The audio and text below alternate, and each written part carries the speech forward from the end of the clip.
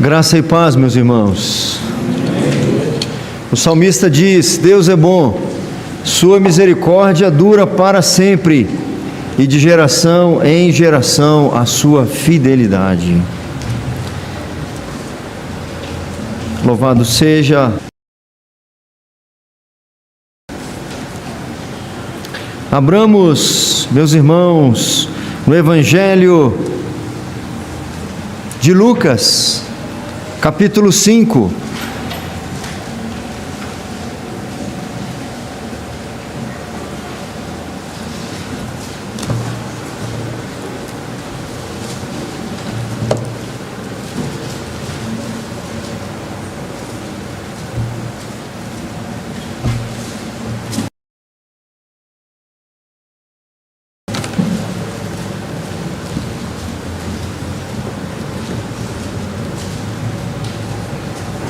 Lucas capítulo 5. Nós leremos os 11 primeiros versículos. A pesca maravilhosa.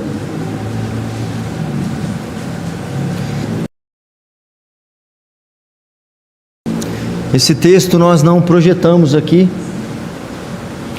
só para o pessoal que está em casa, para que a gente possa, ao menos uma vez no culto, exercitar aí, abrir o texto. Lucas 5, a partir do verso 1. Lucas 5, do 1 ao 11.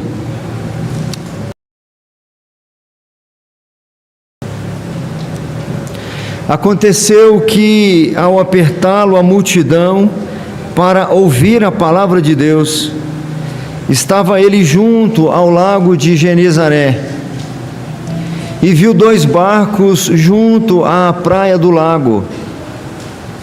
Mas os pescadores, havendo desembarcado, lavavam as redes. Entrando em um dos barcos, que era o de Simão, pediu-lhe que o afastasse um pouco da praia, e assentando-se, ensinava do barco às multidões. Quando acabou de falar, disse a Simão: Faze-te ao largo e lançai as vossas redes para pescar. Verso 5.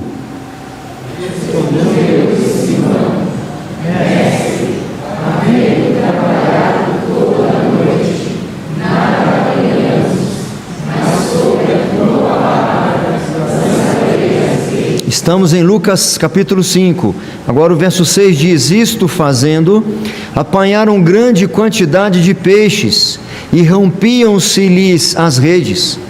Então fizeram sinais aos companheiros do outro barco, para que fossem ajudá-los, e foram e encheram ambos os barcos, a ponto de quase irem a pique.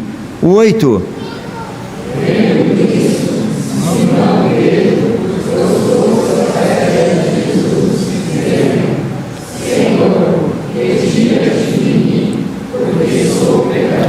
Pois à vista da pesca que fizeram, a admiração se apoderou dele e de todos os seus companheiros, bem como de Tiago e João, filhos de Zebedeu, que eram seus sócios.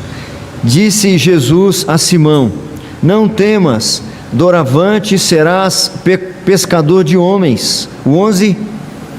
E arrastando eles os barcos sobre a praia, oremos mais uma vez, meus irmãos. Senhor Deus eterno, majestoso, soberano,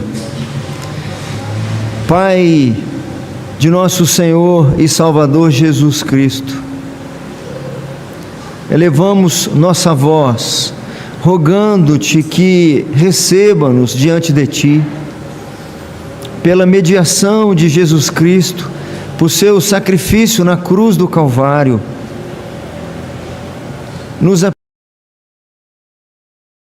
aperfeiçoes, nos aprimores, a ponto de o que oferecermos aqui lhe seja agradável, e que o teu mesmo Espírito Consolador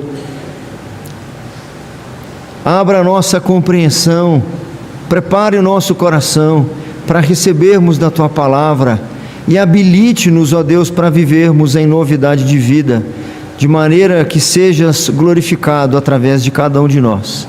Em nome, por amor de Jesus. Amém. Uma pergunta muito comum nos dias de nosso Senhor Jesus Cristo era: quem é este? Nós vamos encontrar nesse mesmo Evangelho de Lucas vários exemplos disso. Nós encontraremos os publicanos, os escribas e os fariseus, os doutores da lei, fazendo essas perguntas. Por exemplo, quem é este que diz blasfêmias? Quem é? Não é só um que pode perdoar pecados, Deus? Nós vamos encontrar isso em Lucas capítulo 5. Uma pergunta parecida a essa fizeram também os que estavam à mesa com Jesus na casa de um fariseu, Simão.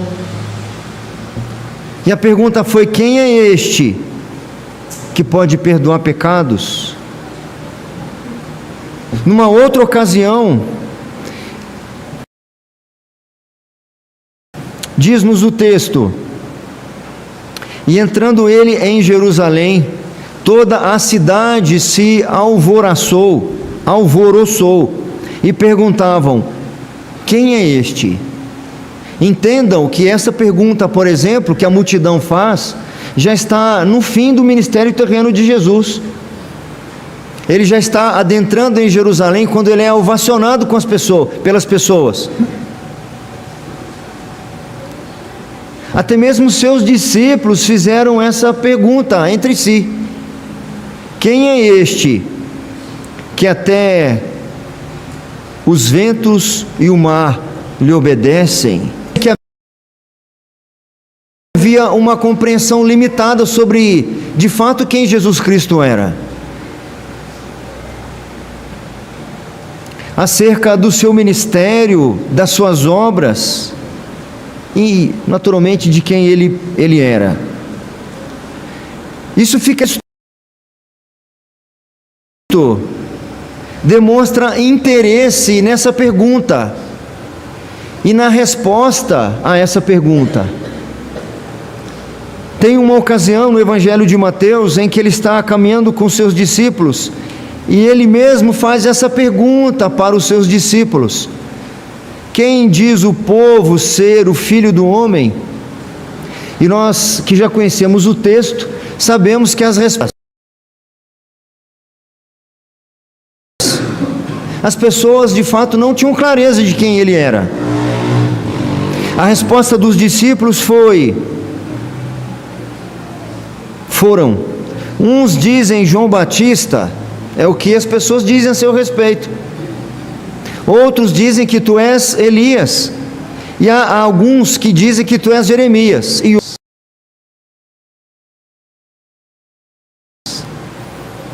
Lucas, que não era um dos 12 apóstolos, inspirado pelo Espírito Santo, ele se dedicou a responder a essa questão.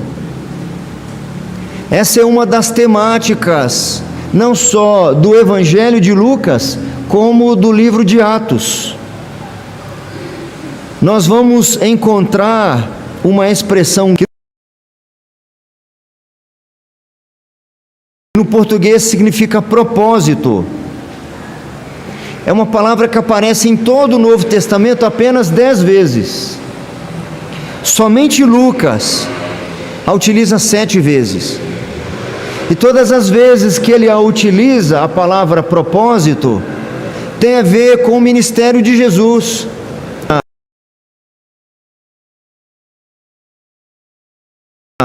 Ou o significado dela ao ministério de Jesus. Qual era o propósito de Jesus? Qual era o propósito da sua missão? E ao descobrir o propósito da missão do Senhor, nós descobrimos quem é o Senhor, porque a sua vida e a sua obra andam juntas.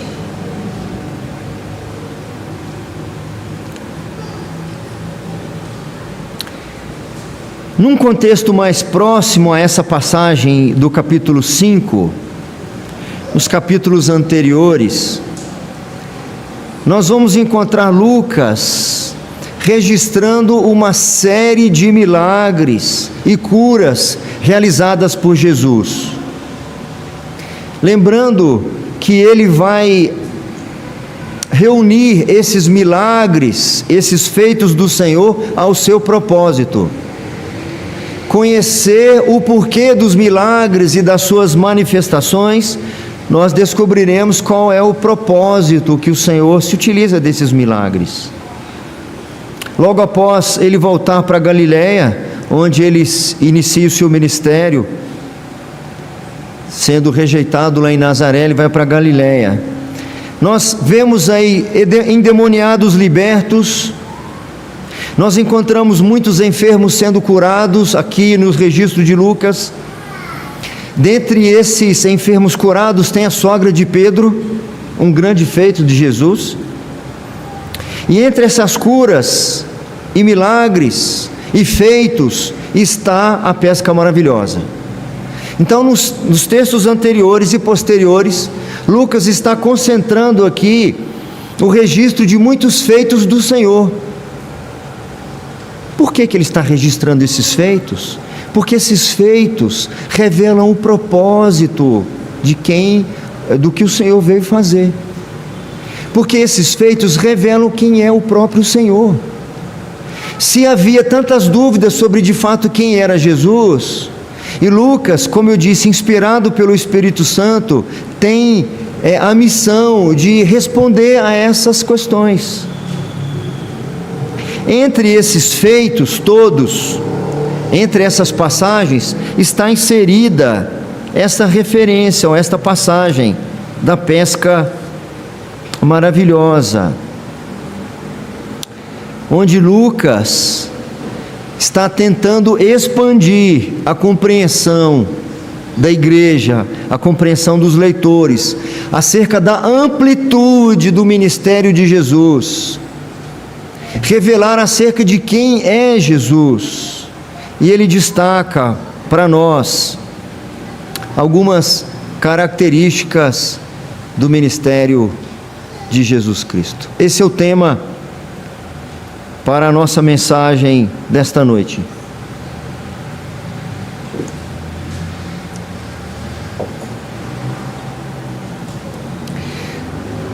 Se você tiver curiosidade algum dia de fazer uma busca, eu apresentei alguns poucos exemplos.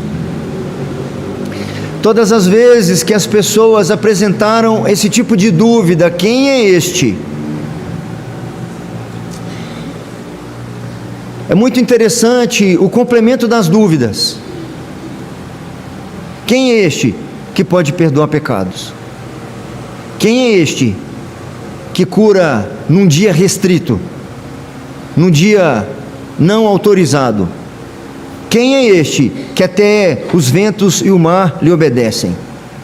A dúvida que essas pessoas tinham, com toda certeza, sem sombra de dúvida, proporcionava nelas uma insegurança nesta vida. E eu tenho dito isso várias vezes. Essa falta de conhecimento que ele tinha poder sobre a natureza, que ele era o Senhor do sábado, que não havia para Jesus limites nem restrições, não havia convenções sociais que o impedia ou que o impedisse, não havia problema insolúvel que ele não solucionasse, não havia situação em que ele não pudesse intervir. Então, quando as pessoas tinham dúvida de que ele poderia fazer essas coisas todas, elas naturalmente tinham dúvida de quem de fato ele era, tinham dúvidas da sua soberania, tinham dúvidas da sua grandeza, do seu poder, tinham dúvidas da sua sensibilidade, do seu zelo, da sua complacência, tinham dúvidas acerca da sua graça. E aí, meus irmãos, viver esta vida sem essas convicções, sem essas certezas, eu dizia antes que era uma vida medíocre, mas segundo algumas sugestões de alguns irmãos, eu mudei a minha frase. Viver sem ter essas certezas, sem ter esta esperança, não é uma vida medíocre, é uma vida miserável. Eu atribuo ao Ivan a fala dele numa aula da escola dominical, e eu revi a minha frase e os meus conceitos. É de fato isso mesmo. Que vida miserável! Que vida miserável! Os discípulos, naquele momento de tempestade, não sabiam quem é que estava com eles no barco, porque se eles soubessem quem é que estava no barco com eles, eles não teriam pavor da morte. Muitas pessoas estão com suas embarcações, passando por ventos tempestuosos, por ventos contrários, por situações adversas, e não sabem quem é que está na embarcação com eles, porque se soubessem quem é que está na embarcação com eles, teria uma atitude, uma postura e uma vida muito diferente daqueles discípulos tiveram naquele momento. A dúvida de muitos seguidores de Jesus naqueles dias é certamente a dúvida de muitos seguidores de Jesus nos nossos dias. Eis a razão porque há muitos entre nós com a fé tão ínfima que as pequeninas frustrações desta vida lhe fazem tropeçar, lhe fazem abandonar o arado e olhar para trás. Aqui são apenas algumas características do ministério de Jesus Cristo, eu vou destacar apenas 3. A primeira delas, nós encontramos nos 3 primeiros versículos, que é o ensino da palavra de Deus. A vida de Jesus, o ministério de Jesus, se caracterizou, entre outras coisas, pelo ensino da palavra de Deus.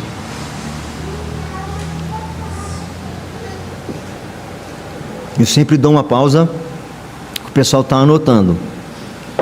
E louvado seja o Senhor pelas nossas crianças que anotam os sermões. Nós não separamos as crianças, nós não as impedimos de receber a palavra do Senhor aqui como todos os outros. Eles não são mini crentes, eles não são a igreja do futuro, eles são a igreja de hoje e do presente. Se qualquer um deles for chamado desta vida, eles, como qualquer adulto que já crê em Jesus Cristo, irão para os braços do Pai. Nós não podemos impedi-los de estar o mais próximo do centro da proximidade da presença do Senhor. As multidões, segundo o texto aqui, apertavam e espremiam Jesus com uma finalidade: ouvirem a palavra de Deus. Nós que ficamos aqui muitas semanas ouvindo o Sermão do Monte, na conclusão do Sermão do Monte, nós temos ali o testemunho daquelas multidões que o ouviam, que elas estavam maravilhadas, e uma boa tradução para aquela expressão no grego é atônitas, porque mais ninguém na existência de todo o Israel de Deus falava como Jesus falava, porque ele falava como quem tem autoridade. Aqueles que o ouviam tinham a reação, provavelmente, não gosto dessa palavra, do que eu vou dizer agora não é, com toda a convicção, tinham reações muito maiores do que Davi tivera quando escreve Salmo 19. Davi, ali inspirado pelo Espírito Santo, quando ele fala acerca da palavra de Deus, ele usa lá no Salmo 19 vários sinônimos: a lei do Senhor, os mandamentos do Senhor, os testemunhos do Senhor. Ele vai chegando no final do Salmo, ele diz assim: são mais desejáveis do que ouro, do que muito ouro depurado, e são mais doces do que o mel e o destilado dos favos. Agora eu fico imaginando aquelas pessoas que, mesmo tendo ouvido profetas, agora está ouvindo o profeta. E Jesus se diferenciava não só dos escribas e dos fariseus, mas ele se diferenciava até dos profetas, porque os profetas falavam sob autoridade, Jesus falava com autoridade. E aqui as pessoas, quando estavam ouvindo Jesus, elas o espremiam, o apertavam, porque queriam ouvir a palavra de Deus, porque Jesus se caracterizava por um apego, um apreço profundo, total à palavra de Deus. Não havia conselhos, não havia postura, não havia resposta, não havia nada em Jesus Cristo, na sua vida cotidiana, no comer, no dormir, no deitar, no se relacionar, nada que se afastasse da palavra de Deus. Tudo que ele fazia revelava a palavra, todas as suas expressões, as palavras que ele usava, tudo coadunava com a palavra de Deus. Essa multidão, e interessante que o texto diz aqui, e aconteceu que ao apertá-lo a multidão para ouvir a palavra de Deus, elas em Cristo elas eram saciadas, porque Jesus é o pão da vida, Ele é o pão vivo que desceu do céu, Ele é a satisfação das nossas almas, dos nossos anseios mais profundos, que são muitas vezes enganados por satisfações rotineiras do dia a dia, as nossas pequenas compensações diárias, humanas, nossos pequenos momentos de alegria e de contentamento são tão passageiros, eles de alguma forma tapam mais ou menos assim o grande buraco, o grande abismo que existe na nossa alma. Não há outra maneira da nossa alma ser alimentada e saciada. Não existe conquista humana, não existe realização nesta vida que possa suprir. Eu preciso entender isso de uma vez por todas, porque meu coração está sempre procurando satisfação em coisas que muitas vezes não tem nada a ver com o Senhor e a sua palavra.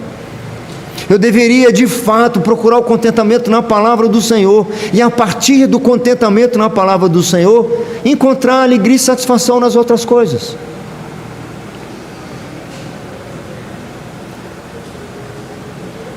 O apego ao ensino sempre foi marcante na vida de Jesus, demonstrado desde a sua mais tenra idade. Nós encontramos no relato aí de Lucas mesmo, quando Jesus aos 12 anos foi esquecido no templo, por ocasião da celebração da Páscoa, quando foram a Jerusalém, desceram lá do norte da Palestina, da região da Galileia, para ir celebrar a Páscoa. Diz-nos o texto, aí de Lucas mesmo, 3 dias depois, o acharam no templo, onde ele estava desde o início, assentado no meio dos doutores, ouvindo-os e interrogando-os, e todos os que o ouviam, muitos se admiravam da sua inteligência e das suas respostas. Nosso Senhor Jesus Cristo tem sua vida caracterizada por um apego à palavra. Jesus e a palavra são um só, Ele é o Logos de Deus. É o que João diz, no princípio era o Verbo, no princípio era o Logos, no princípio era o Cristo. Todas as coisas foram feitas por intermédio dEle, nada do que se fez sem Ele. O mesmo evangelista Lucas, escrevendo a sua carta, ele diz: há 3 que dão testemunho no céu, o Pai, a palavra e o Espírito. Cristo é a palavra. Não é possível dizer-se seguidor de Jesus Cristo e não ter apego à sua palavra. Não é o Jesus da Bíblia, o Jesus Cristo de Nazaré que você está seguindo. Você está seguindo uma falsa aparência do próprio Cristo. É por isso que as frustrações são tão perturbadoras na sua vida, ou na minha, se fosse o caso. É por isso que as más notícias são tão desconcertantes. É por isso que é tão difícil caminhar na fé. É por isso que há uma instabilidade muito grande na sua vida, porque o Cristo que você segue não é o Cristo das Escrituras. Porque não é possível segui-lo à parte, isoladamente da sua palavra. E se você ainda não entendeu que você precisa ler a palavra de Deus constantemente, você continuará sendo aquele crente miserável, não é medíocre, miserável, que encontra alguma motivação para caminhar na fé alguns dias, alguns meses, alguns anos, mas logo encontra algum revés e a sua fé já vai lá embaixo, e você está sempre nessa instabilidade inconstante.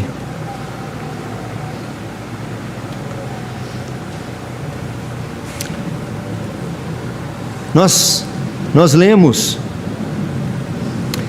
no Evangelho de Mateus 6 grandes sermões proferidos por Jesus. O primeiro deles nós ficamos aqui 42 semanas, o Sermão do Monte. E o primeiro destes sermões, que é o Sermão do Monte, Mateus capítulo 5, capítulo 6 e capítulo 7. No primeiro sermão, registrado por Mateus, no primeiro versículo, nós encontramos as seguintes palavras: vendo Jesus as multidões, subiu ao monte e, como se assentasse, aproximaram-se os seus discípulos e ele passou a ensiná-los. As Escrituras sempre deram a importância necessária ao ensino da palavra de Deus, porque a palavra e o Cristo são o mesmo. Não havia promessa sustentável à parte da palavra. Como aquelas pessoas poderiam encontrar a salvação fora ou distante da promessa da vinda do Messias? E a promessa estava registrada. É por isso que Moisés, é por isso que Isaías, é por isso que os profetas insistiam incansavelmente em ensinar o povo a refletir, a meditar e a se alimentar da palavra. Porque se não se alimentassem da palavra, se não fossem orientados pela palavra, se não conhecessem o Deus verdadeiro que se revela na palavra, não conheceriam as promessas, não haveria confiança, não haveria conhecimento, não haveria confiança, não haveria esperança. E a salvação depende disso. A salvação depende de ouvir a palavra. O apóstolo Paulo aos Romanos, ele vai dizer: ora, como está escrito, todo aquele que invocar o nome do Senhor será salvo. Mas como invocarão se não creram? Como crerão se não ouvirem? Como ouvirão se não houver quem pregue?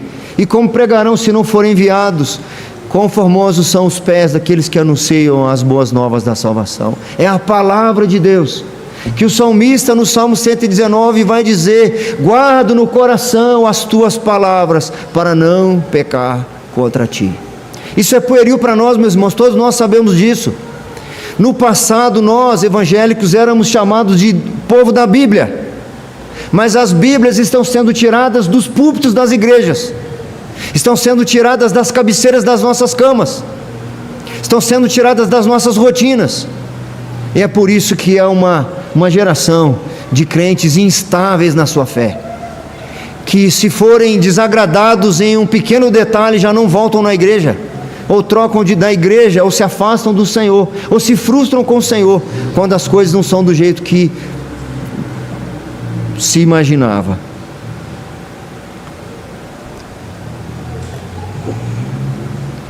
Nós encontramos Moisés dizendo assim ao povo, à igreja do Senhor, o Israel de Deus lá do Antigo Testamento. É um texto tão tremendo, é o Shema, que os judeus chamam de Shema. Eu não gosto desse negócio, dá um abraço quem está do seu lado. Nunca fiz isso aqui, já fiz não? Olha para o seu irmão, dá um abraço ao seu irmão. Eu odeio isso, ainda mais porque a minha esposa está sempre sentada lá, não está aqui. Dá um abraço no seu irmão, que eu vou mandar abraçar a minha esposa. Às vezes um miserável qualquer que está do lado dela, eu vou ficar... Nada disso, eu detesto isso, irmãos. Mas o texto da Bíblia eu acho interessante algumas vezes nós recitarmos ou repetirmos. Eu vou e vocês vêm atrás, se você se sentir à vontade com isso. Estas palavras que hoje te ordeno estarão no teu coração. Tu as inculcarás a teus filhos, e dela falarás assentado em tua casa, e andando pelo caminho, e ao deitar-te, e ao levantar-te. Também as atarás como sinal na tua mão, e te serão por frontal entre os olhos, e as escreverás nos umbrais da tua casa e nas tuas portas. Nós vamos encontrar Moisés, os profetas, nós vamos encontrar o Novo Testamento confirmando aquilo que era característica central na vida e ministério de Jesus Cristo: o apego, o zelo pelo ensino, pelo cumprimento da palavra de Deus. Os cristãos foram chamados cristãos a primeira vez, ou os seguidores de Cristo foram chamados cristãos a primeira vez lá na cidade de Antioquia, porque se pareciam com Cristo. É mais ou menos assim, são cristãozinhos ou cristõezinhos. Por quê? Porque se assemelhavam com Cristo. Será que se nós não tivéssemos essa herança, recebido essa herança nos nossos dias, se fôssemos observados no nosso dia a dia, será que nós seríamos chamados seguidores de Cristo por semelhança a Ele? Ou nós somos semelhantes a qualquer coisa? Meus irmãos, não permita que essa palavra entre no seu ouvido e saia no outro. Rogue ao Senhor que de fato ela encontre guarida no teu coração. Segundo, algumas características do ministério de Jesus Cristo. Em segundo lugar, a manifestação da glória de Deus. Nós encontraremos aí a partir do verso 4 até o versículo 7. Eu vou repetir para os irmãos que estão anotando: a manifestação da glória de Deus. Do verso 4 em diante diz assim: quando acabou de falar, quando acabou de ensinar as multidões, disse a Simão: faze-te ao largo e lançai as vossas redes para pescar. Isso era uma insanidade, uma insanidade. Pescadores experientes, criados no mar, filhos, netos de pescadores, por tradição, foram pescar nos melhores horários. Você já deve ter ouvido isso 1 milhão de vezes, em muitos outros sermões. Eu não vou me aprofundar nisso. Eu vou destacar o que eu entendo ser mais relevante para nós aqui. Quando, no verso 6, quando eles atenderam a ordem do Senhor, diz aí o verso 6: isto fazendo, apanharam grande quantidade de peixes e rompiam-se-lhes as redes. O que nós encontramos aqui é um sinal, é uma manifestação de poder, é uma manifestação sobrenatural.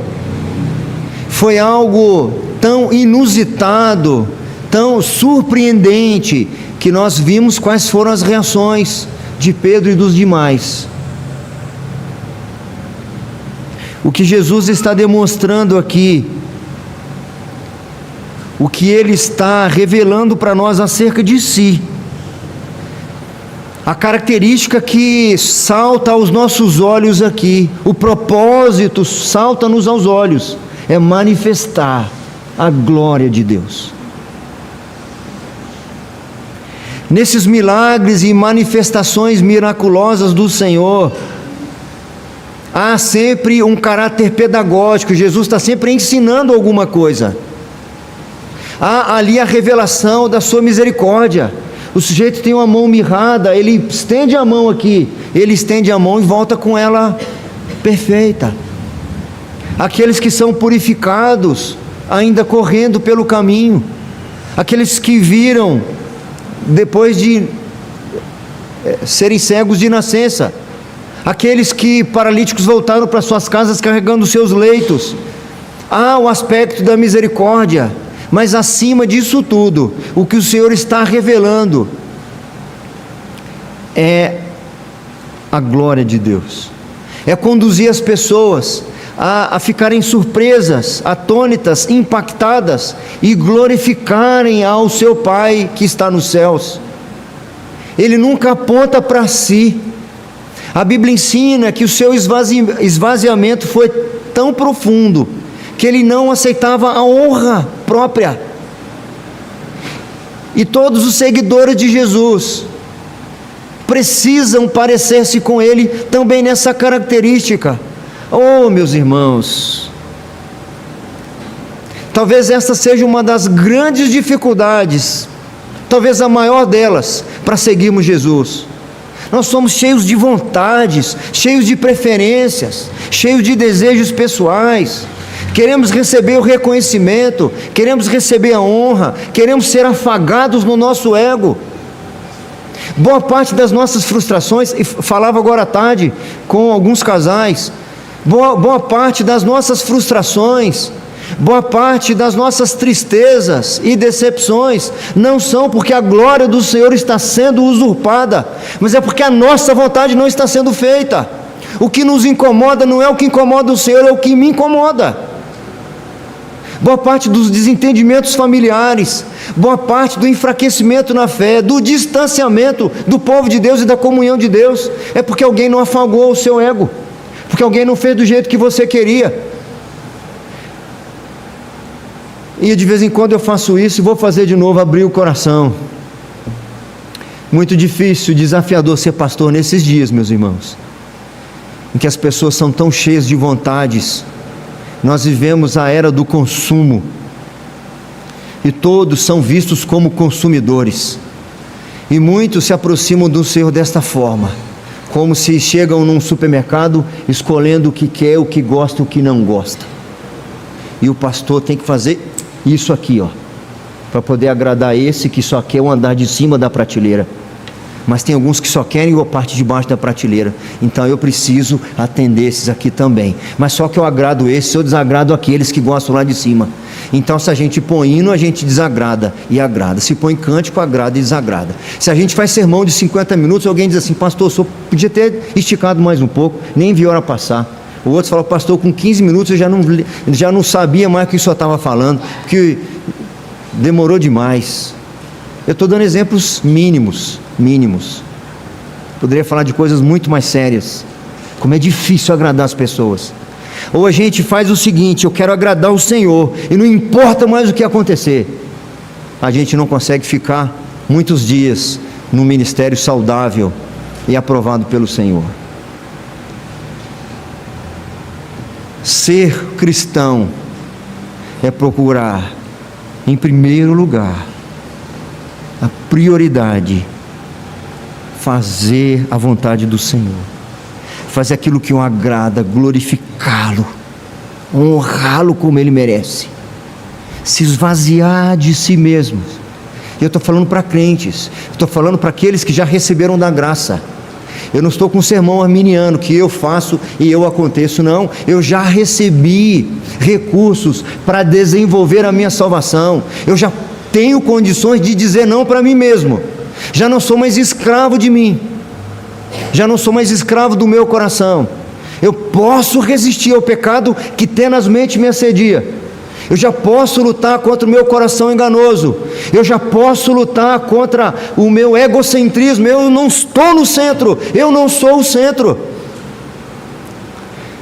Me chama muita atenção, porque eu tenho uma postura militar. Eu gosto disso, e eu conduzo meu ministério dessa forma, de forma aguerrida. E a Bíblia muitas vezes faz alusão à fé, à caminhada cristã, ao exemplo de um soldado, da sua disciplina, da sua coragem. Tem que ter coragem, meus irmãos, tem que ter coragem. Paulo diz para Timóteo: o Senhor não nos tem dado espírito de covardia. Que nós sejamos varonis na obra da fé, corajosos para renunciar a nós mesmos, para dizer não para nós mesmos, para dizer não muitas vezes para os nossos filhos, para dizer não muitas vezes para os nossos cônjuges que querem e estão desagradando o Senhor. E eu deveria ser tardio para defender os meus próprios interesses. Se nós avaliarmos boa parte dos nossos conflitos familiares, dos nossos conflitos comunitários como povo de Deus, não é porque eu estou me desagradando, porque a glória de Deus não está sendo dada pelo meu irmão ou pelo meu cônjuge. Muitas vezes o meu aborrecimento é porque eu não fui agradado, porque a minha vontade não foi feita. Todas as obras de Cristo revelavam em alguma medida o Pai. Certa ocasião, Mas voltando àquele assunto de coragem, lembrei de outro texto que eu queria mencionar. Paulo era tão aguerrido que num momento ele escreve aos Coríntios falando sobre resistir às suas próprias inclinações, ao desejo de receber honra e glória. Ele diz uma coisa assim tremenda que rasga o meu coração toda vez que eu leio ou que eu me lembro.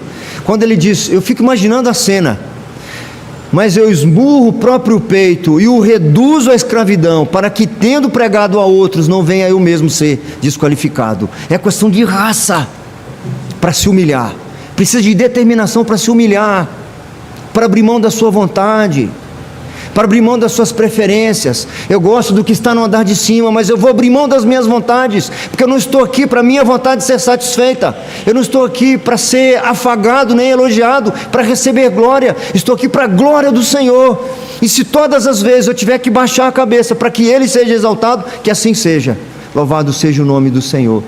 Estou com um texto essa semana, vários dias, e eu comecei a fazer um rascunho, mas eu comecei a lembrar do texto, eu não estava nem com a Bíblia aberta, aí não dá, né? Eu fui lembrando do texto e fazendo alguns apontamentos no celular. Aquele texto do Evangelho de João, quando chegam para João Batista e começam a falar sobre Jesus. Jesus está batizando mais pessoas do que você, rapaz. Ele diz assim: rapaz, eu disse para vocês o tempo todo que eu não sou o noivo. Quem tem a primazia é o noivo. O amigo do noivo se alegra em testificar desse momento. Convém que ele cresça e que eu diminua. Meus irmãos, Jesus Cristo vai dizer acerca desse sujeito, que dos nascidos de mulher não tem maior do que João Batista, porque na premissa do Senhor, no reino de Deus, maior é o que serve, maior é o que abre mão, maior é o que renuncia. Coragem demonstra aquele que abre mão das suas inclinações, vontades e desejos para glorificar e honrar tão somente o Senhor. Paulo aos Filipenses diz que Jesus não usurpou o ser igual a Deus, antes ele se esvaziou. Como eu posso ser seguidor de Jesus Cristo se eu não tiver caracterizado em mim aquilo que caracteriza o meu Senhor? Se o meu Senhor se esvaziou, se o meu Senhor se fez servo, muito mais aquele que naturalmente já é servo.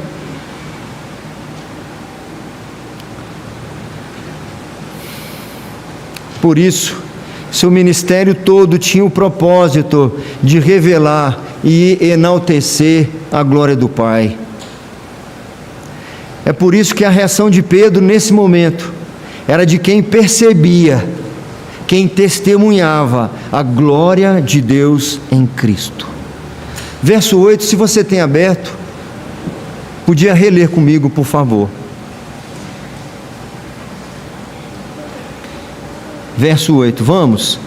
Vendo isto, Simão Pedro prostrou-se aos pés de Jesus, dizendo: Senhor, retira-te de mim, porque sou pecador. A santidade do Eterno estava sendo revelada. A manifestação da glória ficou evidente, porque só o soberano poderia fazer o que foi feito. Na mesma hora, Pedro se sentiu como deveria se sentir ante a glória e a majestade do Senhor. Não a nós, Senhor, não a nós, Senhor, mas ao teu nome da glória, diz o salmista. É a reação que todos os homens e mulheres do Senhor tiveram quando se depararam com essa glória, com essa grandeza. No ano da morte do rei Uzias, eu vi o Senhor assentado no seu alto e sublime trono, as abas das suas vestes enchiam o templo, serafins voavam ao seu entorno, e tinham 6 asas, com 2 cobriam os pés, com 2 cobriam o rosto, e com 2 voavam, e proclamavam: Santo, Santo, Santo, é o Senhor dos exércitos, toda a terra está cheia da sua glória. Mas nós queremos resistir a essa glória e dividi-la conosco. Queremos receber glória. Se alguém não te cumprimenta, você já pensa: eu não quero voltar nessa igreja. Se o seu cônjuge não faz aquilo que você gostaria que ele fizesse, do jeito que ele gostaria que fizesse, Bom, e os exemplos são enormes. Nós vamos encontrar exemplos com Abraão, caiu deitado ao chão diante do Senhor. Vamos encontrar com Jó, vamos encontrar com João na ilha de Patmos e tantos outros. Cristo se esvaziou e foi submisso à vontade do Pai. Ele diz que sua comida e sua bebida se consistia em fazer a vontade daquele que o enviou e realizar a sua obra. Além do ensino da palavra de Deus e de manifestar a glória do Pai, o texto mostra ainda para nós uma terceira característica do ministério de Cristo, que era o de... Está aí o terceiro. Eu acrescentei depois da minha revisão, e eu não tinha passado para a Damares, mas para quem está acompanhando de casa e anotando, e quem está aqui, coloque assim: a comissão de trabalhadores para Deus. A comissão de trabalhadores para Deus. É só completar a frase.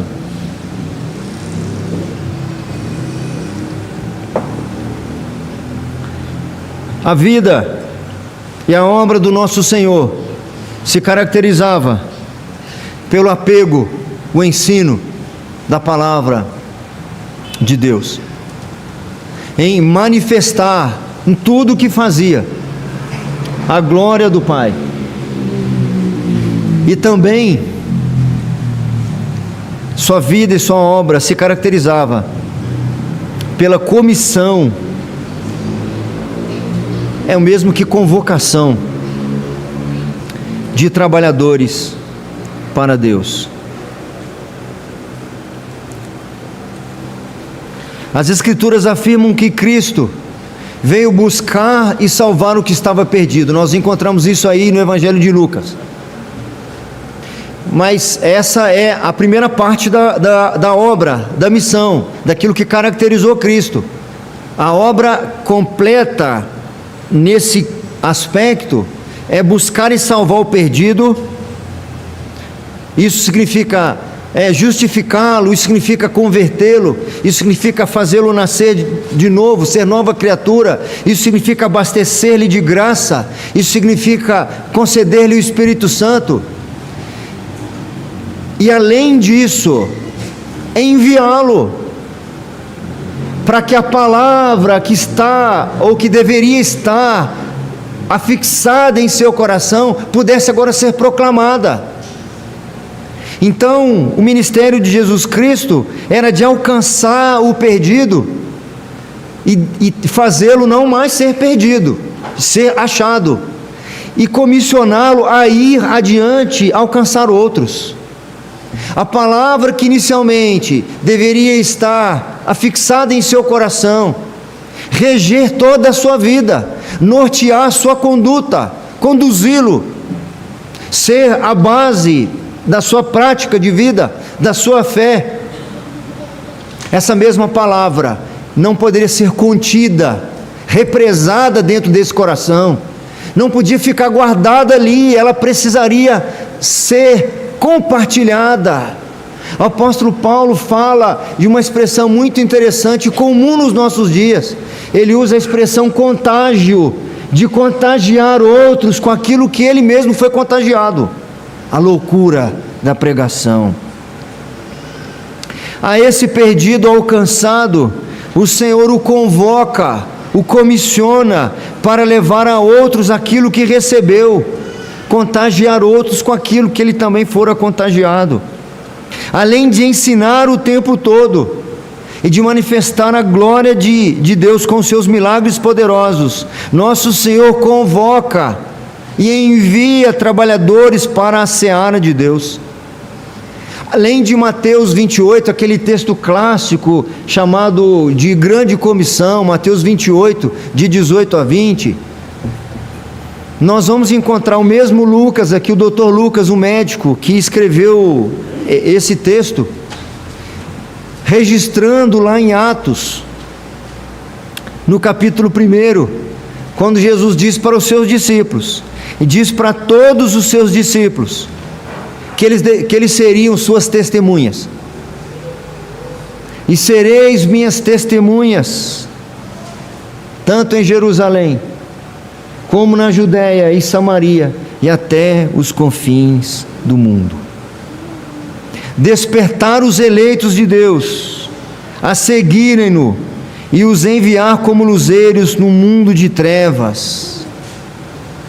Isso caracterizava o nosso Senhor Jesus Cristo. Nós encontramos aqui no texto, após essas características serem reveladas, aí no versículo 9 em diante, diz assim: pois à vista da pesca que fizeram, a admiração se apoderou dele, Pedro, e de todos os seus companheiros, porque a glória do Senhor foi manifesta, bem como de Tiago e João, filhos de Zebedeu, que eram seus sócios. E aí agora, a partir desse momento, nós encontramos outra coisa que o nosso Senhor fez aqui, revelando-se dessa forma, e que o encontraremos fazendo isso outras tantas vezes nas Escrituras. Disse Jesus a Simão: não temas, doravante serás pescador de homens. E o 11, se você tem, você podia reler comigo. E arrastando,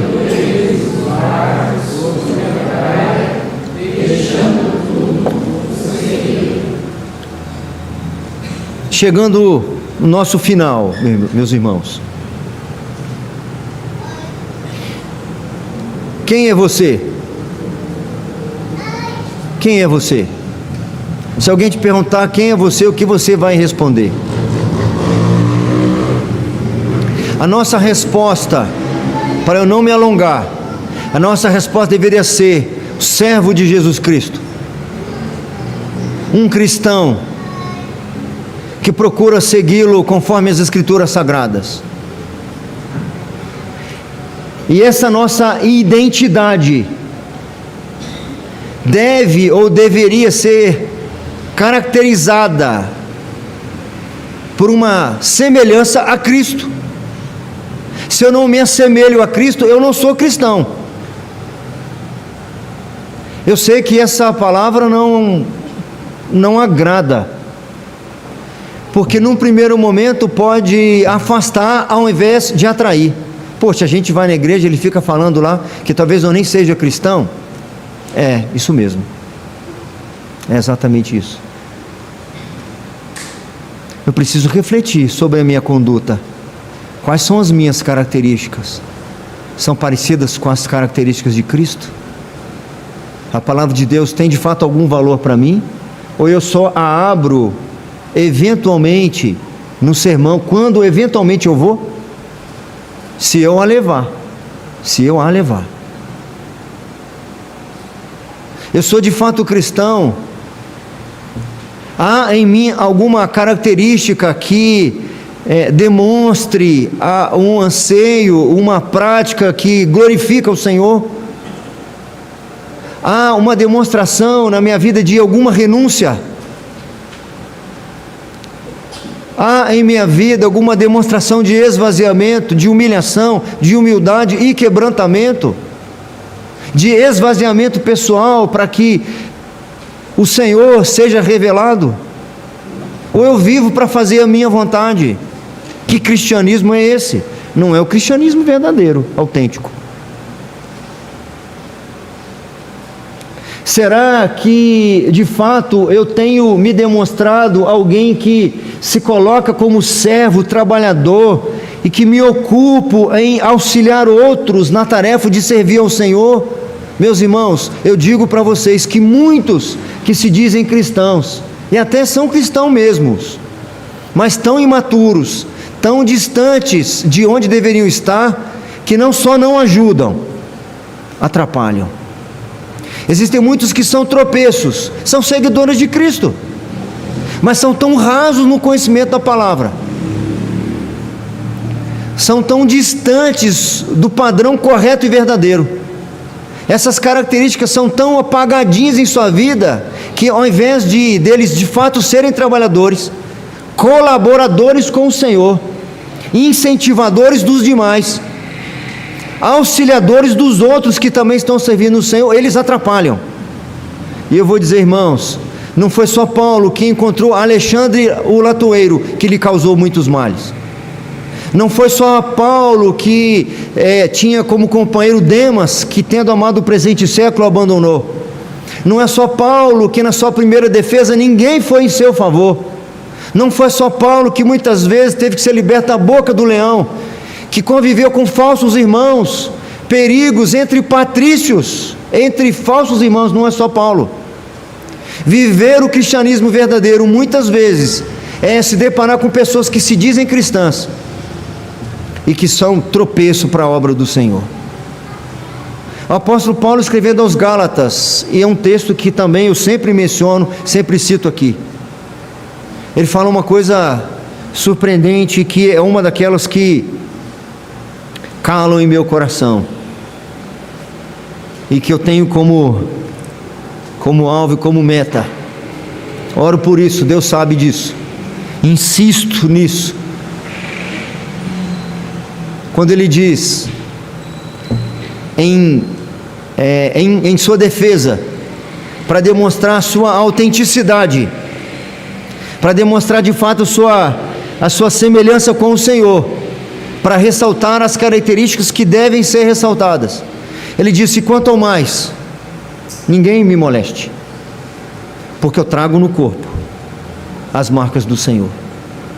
Que você traga essas marcas no seu corpo, que essas marcas estejam visíveis na sua vida. Não são marcas de chicotadas nas costas, não são marcas das varadas que recebe, são marcas no seu caráter. Que o nosso caráter seja o caráter de Cristo, que Ele tenha misericórdia de nós, e que levante aqui uma geração daqueles que têm prazer em morrer para si mesmo e têm prazer em viver para o Senhor. Amém.